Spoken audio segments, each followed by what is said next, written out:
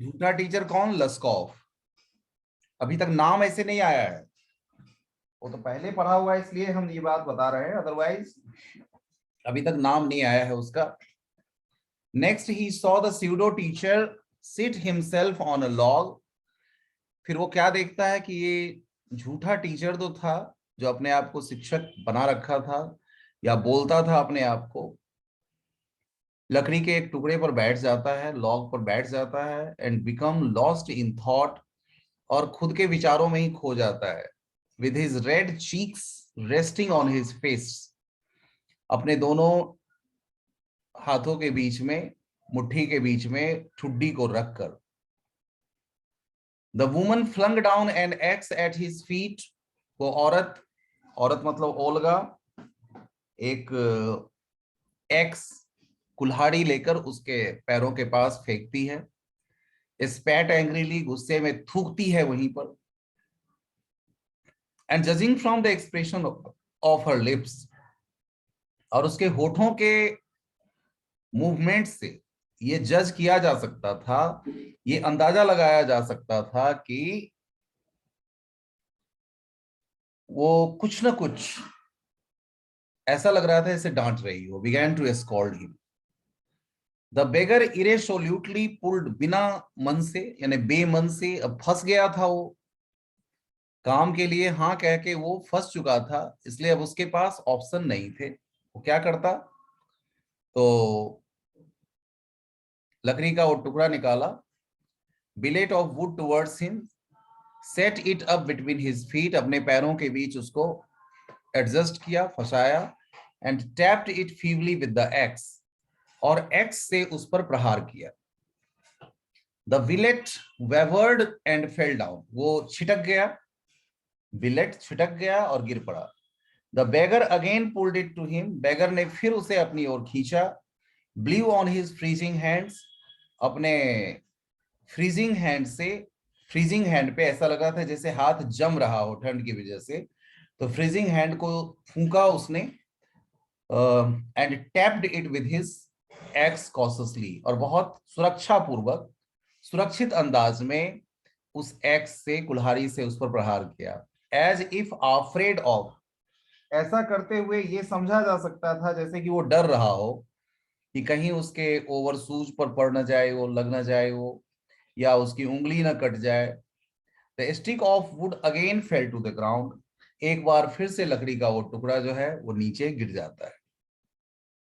सेर्गीज anger had vanished, ये सब कुछ सेर्गी देख रहा था, तो देखते ही उसका जो गुस्सा था वो गायब हो जाता है, उसका गुस्सा गायब हो जाता है। और and he now began to feel a little sorry and ashamed of himself, उसे अपने ऊपर शर्म महसूस होता है। For having set a spoiled, कि एक ऐसे बेकार आदमी को, पियक्कड़ को, शराब पीने वाले को, परहैप्स सिक, शायद एक बीमार व्यक्ति को उसने काम पे लगा दिया। Sick man to work at, वो भी मैनुअल वर्क में, मैनुअल लेबर करने में लगा दिया, इस ठंड में उसको मैनुअल लेबर करने में लगा दिया। एन आवर लेटर ओल्गा केम, एक घंटे के बाद ओल्गा आती है।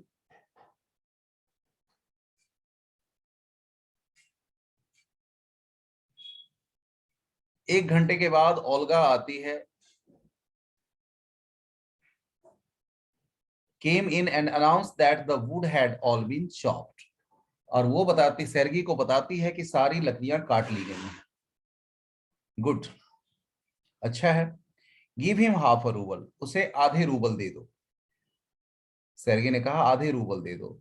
इफ ही वांट्स टू, और अगर वो चाहता है तो ही कैन कम बैक, वो वापस आ सकता है।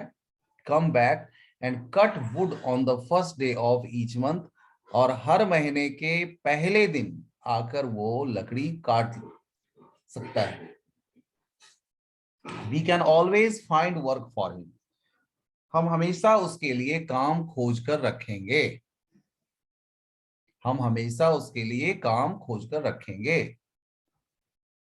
On the first of the month the waif, waif मतलब ये बेघर बार का, जिसका अपना कोई घर नहीं था। इस तो मतलब हर महीने के पहले दिन, प्रथम दिन वो आ जाया करता था, एंड अगेन अर्न, और फिर उसको आधे रूबल वो कमा लेता था। Although he could बेयरली stand on his legs, सच्चाई ये थी कि वो अपने पैरों पर खड़ा भी नहीं हो पा रहा था। फ्रॉम दैट डे ऑन, उसके बाद से, ही often appeared in the yard, अक्सर वो आंगन में दिख जाया करता था या उस प्रांगण में दिख जाया करता था। एंड एवरी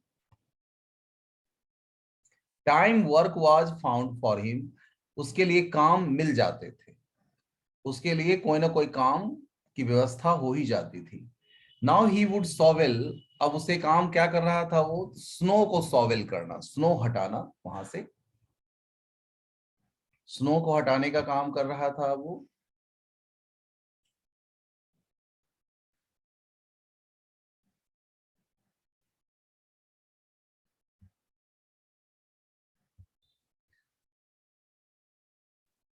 हाँ, time work was found for him, now he would shovel snow, snow को वो हटाता था वहां से।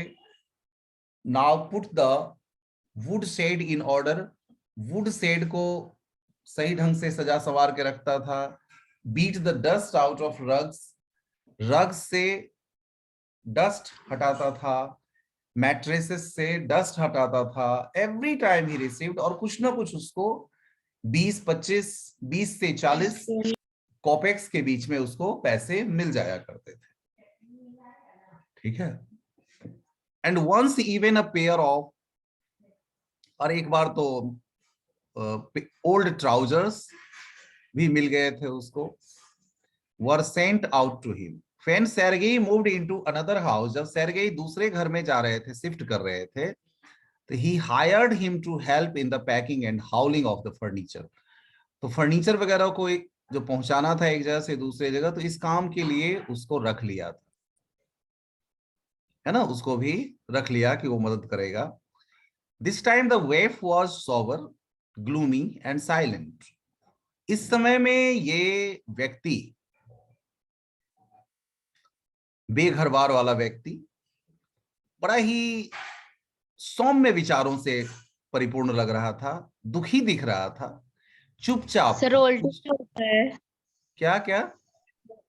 होल्टिंग, हॉलिंग है होलिंग, बेटा, हॉल्टिंग नहीं है, हाउलिंग। होलिंग। पैकिंग एंड हाउलिंग, यानी कि पैक करना और उसको एक जगह से दूसरे जगह तक चढ़ाना, पहुंचाना। तो ये ओके। जो ये बेघरबार वाला व्यक्ति, बेघरबार क्यों कहा है? क्योंकि उसका कोई निश्चित घर नहीं था, कोई निश्चित घर वगैरह नहीं था इस बेचारे का। और वो फिर एक जगह से दूसरे जगह काम के लिए बिल्कुल ही शांत अंदाज में, गंभीर दिख रहा था। सोबर, SOBER, मतलब गंभीर दिख रहा था, शांत था, चुपचाप था, कुछ बोल नहीं रहा था, सीधे चल रहा था बस। ही हार्डली टच द, फर्नीचर को छू भी नहीं रहा था वो। And walked behind the wagons, और उन गाड़ियों के पीछे पीछे, हैंगिंग हिज हेड, अपना सिर झुकाए हुए चला जा रहा था। Not even making pretence of appearing busy, और बेवजह की ये भी कोशिश नहीं कर रहा था, ये दिखाने की कोशिश नहीं कर रहा था कि वो बिजी है, ताकि मालिक को ये लगे कि हाँ हाँ ये भी काम कर रहा है। ऐसा भी नहीं दिखा रहा था, वो बिल्कुल चुपचाप अपना शांत होके जा रहा था। कभी कभी ही ओनली सिवर्ड इन द कोल्ड, ठंड लग रही थी तो कांप रहा था। एंड बिकेम एम्बेरेस्ड, और लज्जित हो जाता था, और लज्जित हो जाता था। लज्जित किस बात के लिए हो जाता था? लज्जित इसलिए हो जाता था क्योंकि जो बाकी के जो कार्टर्स थे, कार्टर्स मतलब, और जो काम करने वाले थे, जो मजदूर थे, वो कुछ बोलते थे, उसको एम्बेरेस कर रहे थे। जियर्ड, जियर्ड मतलब मजाक करना, व्यंग करना, कटाक्ष करना। वो व्यंग करते थे तो बेचारा एम्बेरेस हो जाते थे, वो लज्जित हो जाता था। और किस बात के लेके उसको करते थे? उसके आइडलनेस को लेके, उसके फीबलनेस को लेके, उसके टैटर्ड, फटे चिटे कपड़ों को लेकर, लेकिन फैंसी जो हाँ ओवरकोट 31। था उसके लेकर भी करते मेरे थे। इच्छा तो था थर्टी प्लीज सिक्स बेटा, थर्टी जहां सेवन से आवाज आ रही है, जो बोल रहे हो ना, अपना माइक को म्यूट कर लिया करो ना। कोई बात नहीं, बोलते हो तो बोल, हम वो तो मना कर नहीं सकते आपको, कोशिश तो करो नहीं बोलने की, लेकिन अगर ज्यादा जरूरत पड़ ही जाए तो म्यूट कर लो अपने माइक को। बीच में तो हम इसलिए म्यूट नहीं करते हैं कि आप लोग को कुछ पूछना हो तो पूछ सको, लेकिन लगता है मुझे पूरी तरह से अब क्लास को लॉक कर देनी पड़ेगी, है ना। His feebleness and his tattered fancy overcoat, तो इस सब चीजों पर वो व्यंग करते थे वो कार्टर्स, बाकी के काम करने वाले। After the moving was over, Sergei sent for him. और जब सारा काम हो गया, मूविंग कंप्लीट हो गया, तो, तो सेर्गी ने बुलाया। सेर्गी ने क्या किया? सेर्गी ने उसको बुलवाया।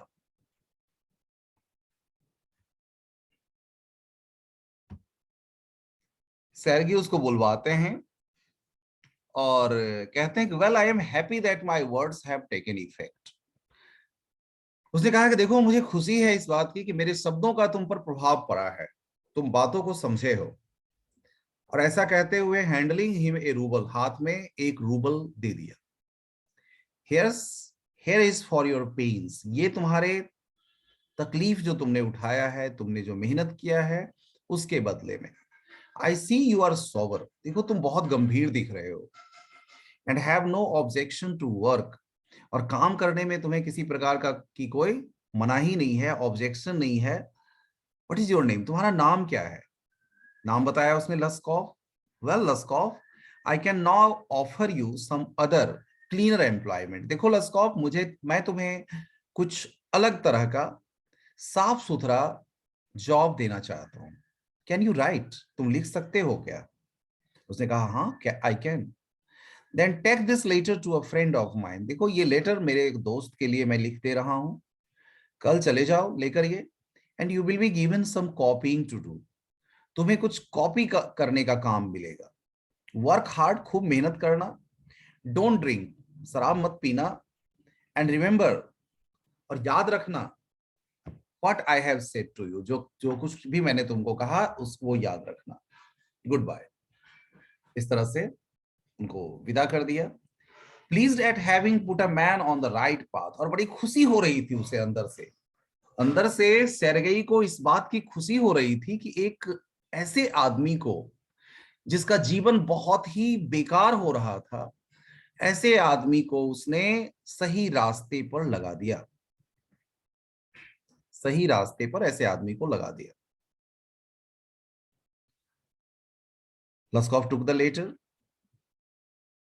Sorry, Sergei tapped Lushkoff kindly, और उसके कंधे पर हाथ थपथपाया दयालुता पूर्वक। And even gave him his hand at parting, और जब विदा ले रहा था, वो जा रहा था, तो हाथ भी मिलाया उससे। लस्कॉफ टुक द, लस्कॉफ ने लेटर ले लिया।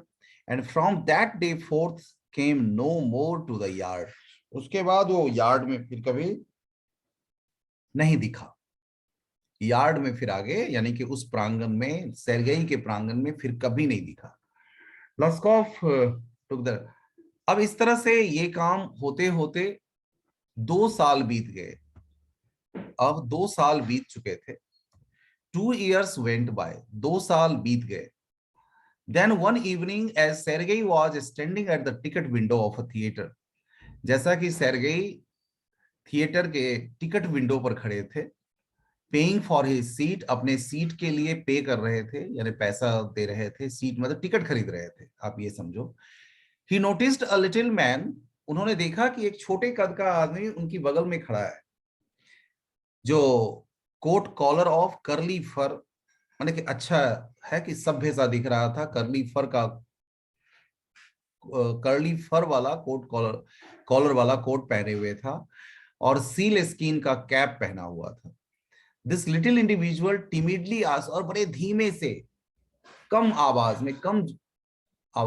में वो टिकट मांग रहा है। टिकट कहाँ का मांग रहा था? गैलरी का टिकट मांग रहा था। गैलरी का टिकट यानी कि जो कम पैसे कमाने वाले लोग लिया करते थे, तो वहां का टिकट मांग रहा था and paid for it in, और कॉपर क्वाइंस में पैसे उसने अदा किए।